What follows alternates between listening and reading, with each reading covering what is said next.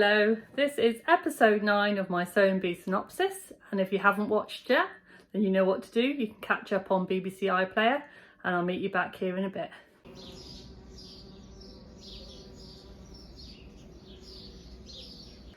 Hello again, my name's Sam, and you're watching Sew Let's Sparkle with Sam. So as I said, this is semi-final week. It's episode 9, can you believe it? The party is nearly over. So there's only 4 contestants left, and I'll be talking you through my kind of review of the Sewing Bee programme and and let you know my thoughts. Now, as always, downstairs in the show notes is where everyone placed. So if you were interested on where they placed in the challenges, then you can find out below. Also below is a link to my Instagram if you want to go and check me out there. And if you like what you see, then give me a like, and don't forget it's free to subscribe. So, episode 9, 1 week left. So we've got this week and then the final is next week. And I cannot believe how fast it has gone. Suddenly going from 12 people to like 4 people this week. I just can't believe how fast it's gone. And I've really enjoyed this series. And so, yeah. It feels a little bit sad. I don't know what I'm going to do after next Wednesday. What will I do with my life? So, yeah. So this week was week 9 and everything to do with workwear this week.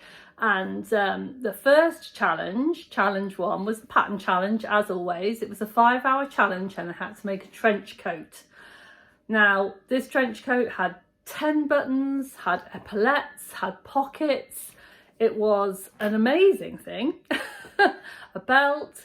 I have to say it would have taken me at least one of those hours to sew on the 10 buttons and do the buttonholes. So I think the fact that they did it all in that time was amazing. So they had to choose a nice kind of hard wearing fabric. And so because there was only 4 of them, I've got my notebook with me and I'm going to go through all 4 of them. So, here we go. So Mia, she chose a pink fabric for hers. And when she'd finished, apart from really needing a press, I thought it was really beautiful. I thought she'd done really, really well. And I think, you know, pressing at the end is something you do if you've got time, and she didn't quite have time. But apart from that, I thought her sewing was very nice, and it was nice to see a pink trench coat. It was something a bit different. So Vicki, she made a green. Now, Patrick called the fabric pull up, and I think it's the polyurethane kind of, so it's what gives it its waterproof properties, and I've worked with that stuff before. I think if it's the same material, and it is incredibly difficult to iron because it just melts, so you have to use pressing cloth. And I think Vicki struggled from the get-go with her fabric. It was very hard to iron, but bless her, she put her buttonholes on the wrong side, so instead of going left over right, went right over left, or the other way around. It was on the wrong side. It's so easy to do. And the look on her face, one of the contestants, I think Mia, asked Esme, oh, what side the buttonholes need to go on, and Esme said, oh, it's on this side, and it kind of shot to Vicky's face, and bless her, it was like that moment of I've done it wrong. And I really felt for her, because that is definitely the sort of thing that I would do every time without fail. But her coat looked lovely. It was just the wrong way round, you know, and she had a very difficult fabric. Esme chose like a lilac-y blue colour. It was very neat sewing, but I noticed straight away that her buttons were a little wonky. It really drew the eye to the, when you do a double-breasted jacket, you do look straight at the buttons. But that was it was a fairly minor thing. I think putting the buttons, as I said, it would have taken me hours just to sew the buttons on.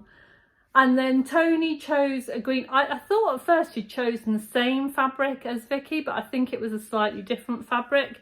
But his was also green, and he chose like pink contrasting buttons, which was was really cute. His sewing wasn't quite as neat. You could definitely see the understitching on the collar area, and there was little tucks on the sleeve, and also I noticed little tucks elsewhere. But again, just amazing, making a trench coat in that time. So that was the pattern challenge. And then the transformation challenge. So in the transformation challenge this week, the garments, they had to make a garment from cleaning equipment. I thought it was a really fun challenge, actually. It was nice for the semi-finals to have something a bit different. They could use tabards, they could use microfiber cleaning cloths, they could use feather dusters, mops, you know, those kind of, is it called Swift? You know, like the little mop that you put covers, that you put over your flash mops. Other mops are available. And those kind of like little things. I think someone bought me for Christmas once some like little sock ones that you can put on your feet, and then you can walk around the floor and clean the floor. I mean, life's too short for things like that, but you know, a little bit of fun. But they could use anything like that. Scourers. One thing that I didn't see was there wasn't any kind of sponges, like washing up sponges, which I thought was a bit of a shame, because you know, if any of you watch Drag Race, they do some great things with sponges. So I was looking for a bit of a drag transformation, but unfortunately that didn't happen. So Esme went for, I have to say, Esme's got a bit of a look in the transformation challenge. If you look through, and perhaps for final week, I might try and see if I can find all of their makes in different challenges. Yeah, she tends to have a theme, and she went for her standard big puffy sleeves. It was colour blocked, made from microfiber cloths, and then she called them pom-poms. They were the little scourers, the metal scourers. To me, they didn't look very much like pom-poms, but it was a look, and it was definitely a transformation. Tony, what did you do? Tony put 2 tabards on and kind of like smushed them together, and then he had this, like the mop stuff that I was talking about before, as like an underskirt, and the placement of that kind of furry fluffy stuff, it wasn't good. And as a consequence, he came last in that challenge. Vicky's was lovely. She just kind of went completely opposite to other people. She used 2 tabards, and she kind of used the tabards as fabric and pleated them. And then the other one, she kind of made her own fabric from half of the tabard and half of like the scourer pads. But instead of like leaving them as they were for the pom-poms, they were kind of straight. And she kind of checkered them in. And I have to say, I thought that was really, really clever. So that was really nice, and it got a wow from Patrick, which if you've watched Sewing Bee lots, Patrick doesn't do lots of wows, so that was great. And then Mia did this crazy glove thing. Not quite sure. She said she used it because the fingers made great pleats. And even when I looked at it, I wasn't quite sure about it, but it did look great. It looked like, and they said it looked like something from a sweet shop, and I absolutely agreed. It definitely gave you that kind of rhubarb and custard feel. And again, Mia's got a signature. She just likes to pin onto the mannequin and see what happens. And it was another one of those, and yeah, and the judges liked it, and it was definitely creative. So that was the transformation challenge. And then we're on to the made to measure. So the made to measure this week was a boiler suit, and they had 5 hours. And I'm going to have to say this. Patrick said a boiler suit shouldn't take 5 hours. This should be a very easy challenge. I'm going to have to disagree. I think 5 hours for any garment when you're under pressure like that isn't very much time. And I think that every single one of them did really, really well to finish their garment in the time, and they all had a really beautiful garment at the end of it. So I'm sorry, Patrick, but I'm gonna have to disagree with you on this one. I don't very often disagree with the judges, but I think that 5 hours is not a long time to make any garment. However, so Esme, as always, she decided to go a bit glam in her boiler suit, and she did a rock chick boiler suit. Sorry, I can't speak today. Boiler suit. And it was like a black glittery fabric with a black zip. And she had these lovely little kind of fasteners. They were like the clips that you get on backpack clips, but they were silver. And she used those as details on the pockets, and like almost like fake epaulettes type on her boiler suits. Or I think they might have been on the turnips. I'm not quite sure. I can't remember now. I will put pictures of all of the makes up so you can see. And then it had little turnips. Oh, and it was fabulous. Her model looked absolutely amazing in it. And it just looked really, really good down the runway. Mia, she went for her normal colourful kind of prints. She did like teals and pinks. It was a really fun pattern with a pink zip, waist ties and pockets, and it was kind of like a fun boiler suit. And I think she said she made it for her mum, or kind of based on her mum's style, because her mum was a teacher and wore lots of kind of boiler suits. And one thing that Mia said was, there's no time in life for pattern matching. And it was one of those moments when I went, ooh, that could be risky. She's not going to pattern match. And in other challenges, if a contestant didn't pattern match, they might have got scored down for it. But for some reason, Esme loved the fact that she decided not to pattern match. So maybe brave, maybe a genius, I don't know, but I have to say it did give me a little palpitations when she said that she wasn't going to pattern match, and I'm not sure I would have been that brave. If I'd been a contestant on the Sewing Bee, I might have just taken the time and done some pattern matching. So, and then Tony loves his camouflage, doesn't he? He just loves his camouflage, and today was no different. He used a men's pattern, but he had a female model. And I have to say that did affect the fitting for me. You know, men's patterns are men's patterns for a reason, and women's patterns are women's patterns for a reason, because men's bodies and women's bodies definitely behave in different ways. And I did feel that although obviously the zip being lower down would be much easier for the model to get it on and off again, it did kind of give her a funny shape down the bottom.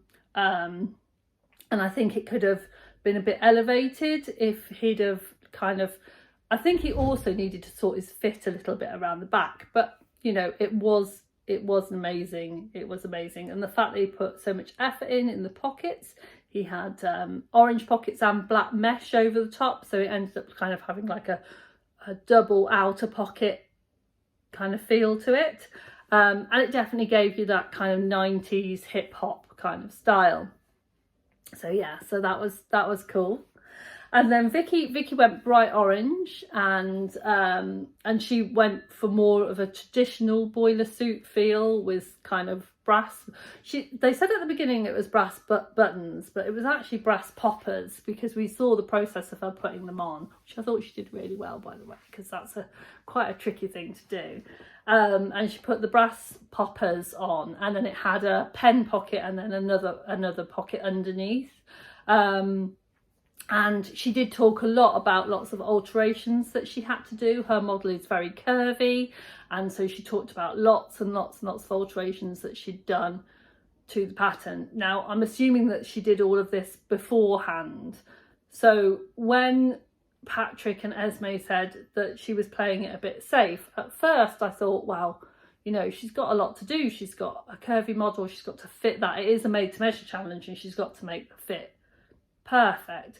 But then I thought, well, actually, if she's had that time before to get the fit, you know, to do all of those kind of adjustments to the pattern, then maybe, you know, she could have done a little bit extra. But I really liked her finished piece. I thought it definitely was a boiler suit. There was a few fitting issues on her model, which I just thought was very unfortunate, seeing as she tried so hard to get it so perfect.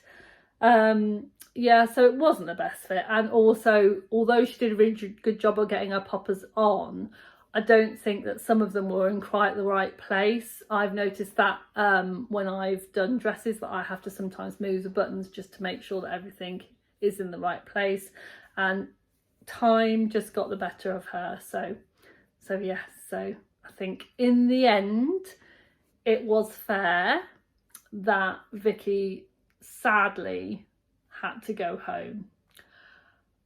I actually was really upset, because I've enjoyed watching all of them, but I have to say I've really enjoyed Vicki's journey.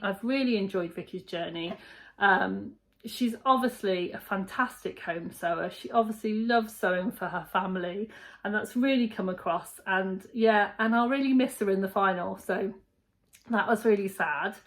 And Garment of the Week this week went to Esme, which I thought was really well deserved, because I did think that her boiler suit was definitely the best. I thought it was absolutely fantastic, and she was definitely well deserved. So I am really looking forward to the final next week. So there'll be Tony, Esme and Mia in the final, and I'll really look forward to seeing you then. So don't forget to sparkle, and I'll see you really soon. Bye for now.